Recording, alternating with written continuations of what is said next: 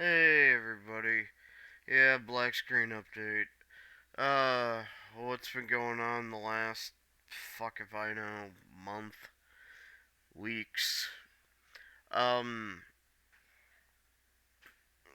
I have had really shit luck. Um, just really shit luck when it comes to health. I've had two near death experiences in the last few weeks. I just got back, but, so that's the TLDR. Almost died twice from bullshit.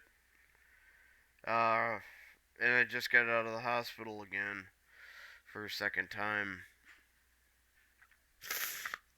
Um, so yeah, that if that's all you that you can click off if that's all you want to know. If you want to know more, continue listening to the bullshit McPodcast update.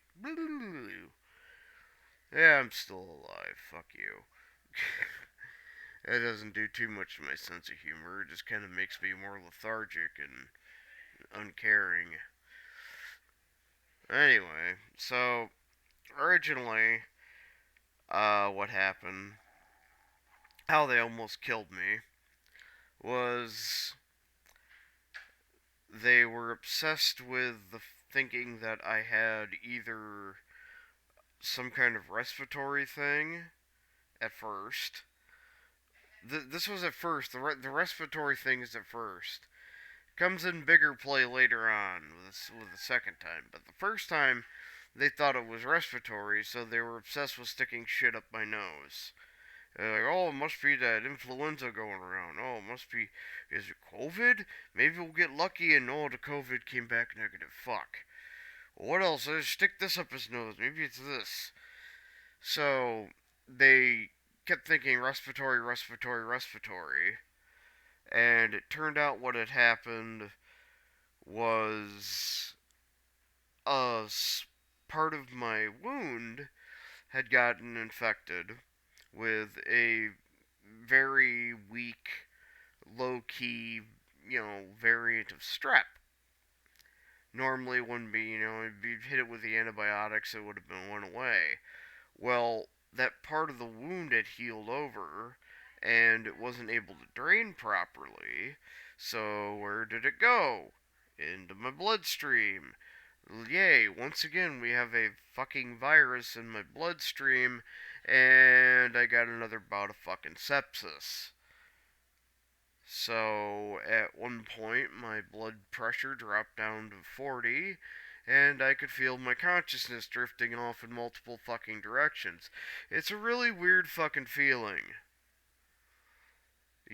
Literally feeling your consciousness and your sense of being just kind of float away from you, just kind of separating, and you're just laying there tired as fuck, not knowing what the hell's going on except that you're going away.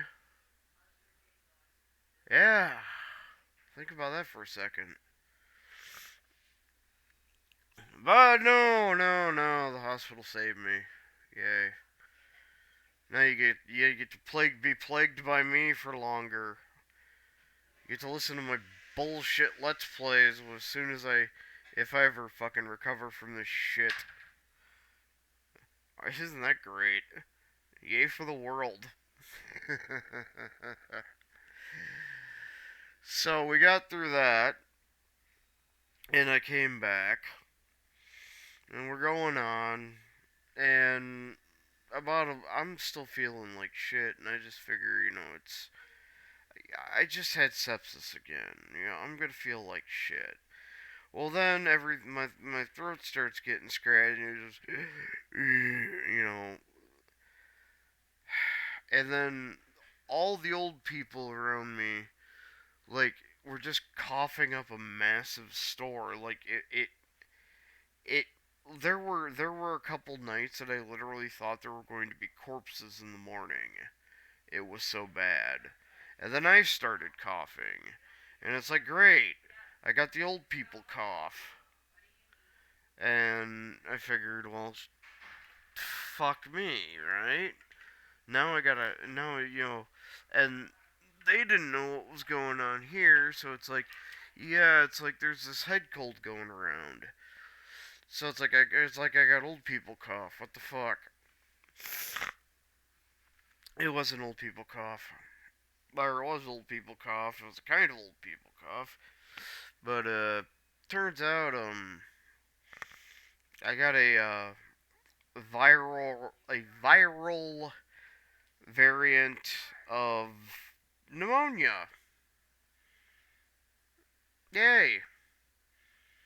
And also a large amount of CO2 has has built up in the lower parts of my lungs and organs and bullshit, and it's not something that's easily extracted, so to say.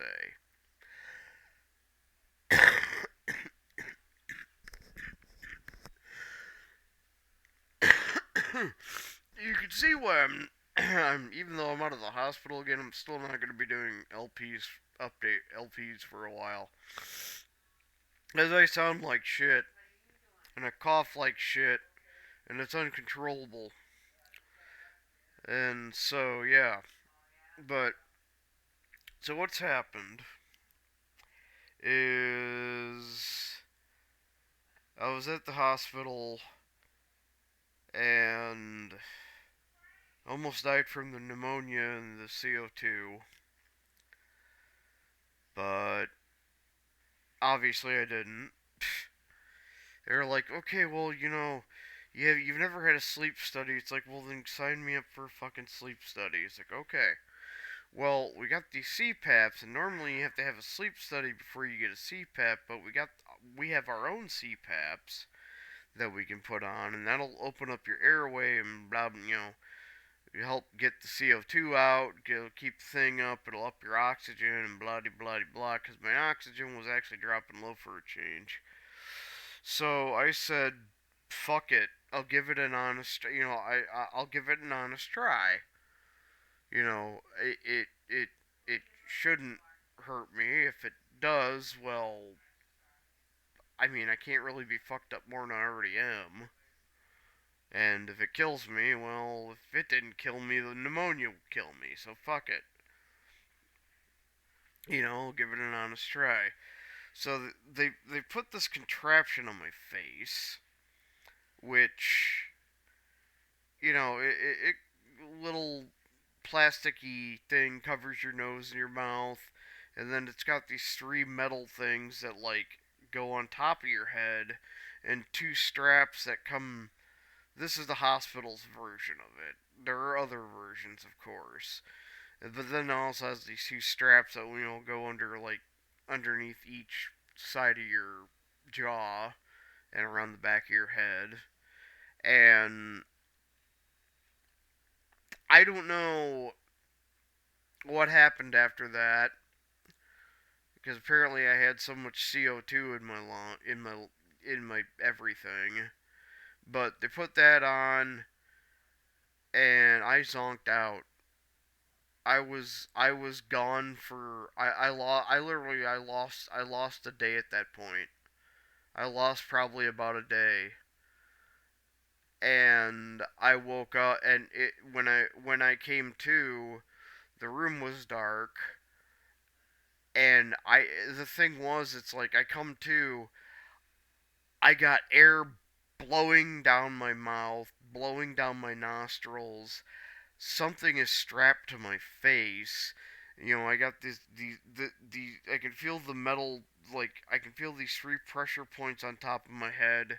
I can feel these straps underneath my jaws. I don't know where I am. I don't know what's going on, what time it is, where just I'm completely just at a loss, and I'm freaking out. I got this thing on my head, and I completely fucking flipped out. I I I don't know why, but it caused me to freak out. It's like having a thing on your head for some reason, all I could think it was a torture device. And I was clawing at it, and I finally like got this thing off me. And the doctor finally came in, and he calmed me down, and he told me what was going on. It was like medical thing, medical thing. Okay, and he convinced me to put it back on. So he's a silver tongued motherfucker, but he convinced me to put it back on, and I zonked out again. This I don't know. All I remember is I was talking. He was it was a obviously it was a black guy from out of country because he had the accents. I know the last thing I remember was talking to him, and then time vanished again, and once again I it was actually this morning. I woke up. Apparently, I woke up probably around 7 o'clock, but the room was dark. Nobody was in it. I'm just because I got a fucking wind tunnel blowing down my throat and down my nostrils. I'm clawing at this fucking thing on my head because I don't know what's going on again. It's like I'm just completely just out of the loop and just freaking out, frantic, and one of the doctors just happened to walk in and he pulls it off my head. He helps me get it off, and I'm like, "What going on, fucking?" And he explained, you know, he tells me you're in the hospital. It's like, oh, okay, and then it calls me down, and when he calls me down, it's like, okay, I remember. It's like I remember I said I'd give the thing an honest shake, and he was like, "Yeah, that was a couple days ago. I think you've given it I think I've given you an honest go of it."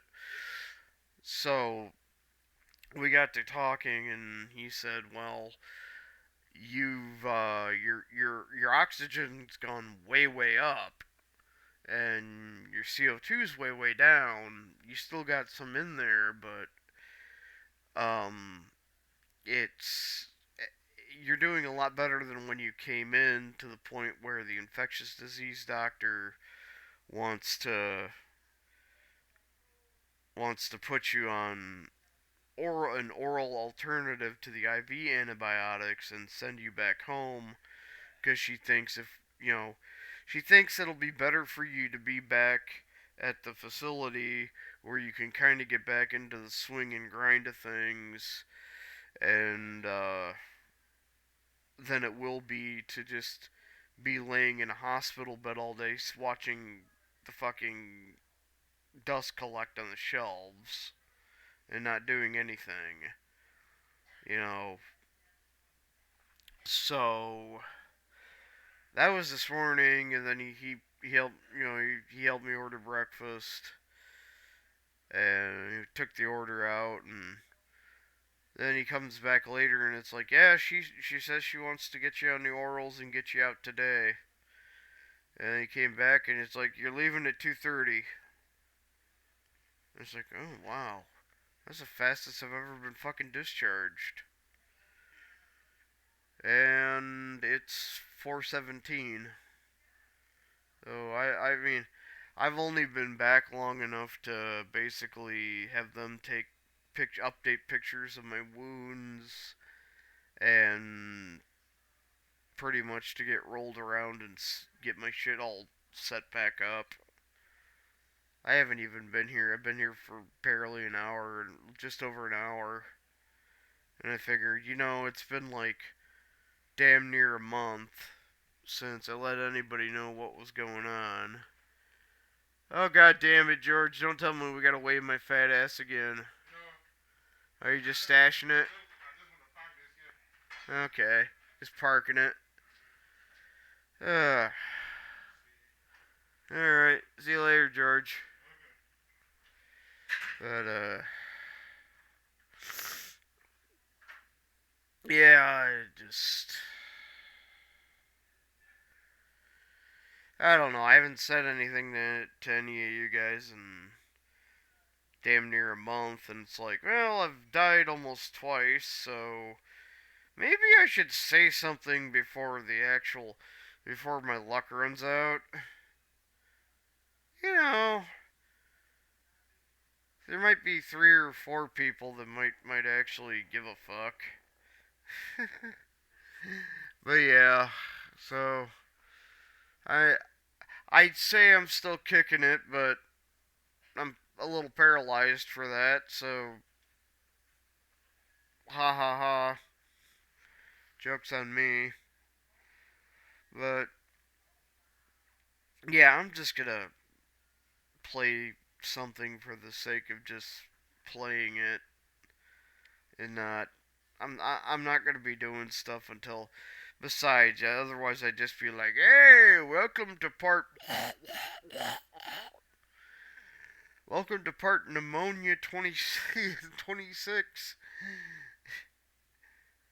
revenge of the fucking CO2 in my lungs."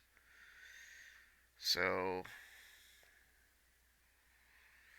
I don't know. Maybe I'll flip on the recorder when me and Hassani are dicking around back for blood or something. But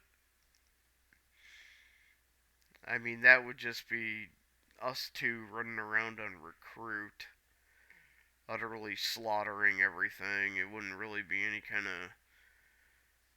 I ain't looking for difficulty right now. I'll tell you that. I just want to go around like basic 7 days to die shit. Just walk around, bonk a zombie on the head, take a shit and grow farm. I don't want to. I don't want to do anything that requires any kind of motor control, or at least requires motor control to succeed at. So there's our update. I'll see you guys. I'll see you guys either when I've had a major medical downfall, or I'll see you in an LP when I'm actually recovered and not hacking up a lung. So, later.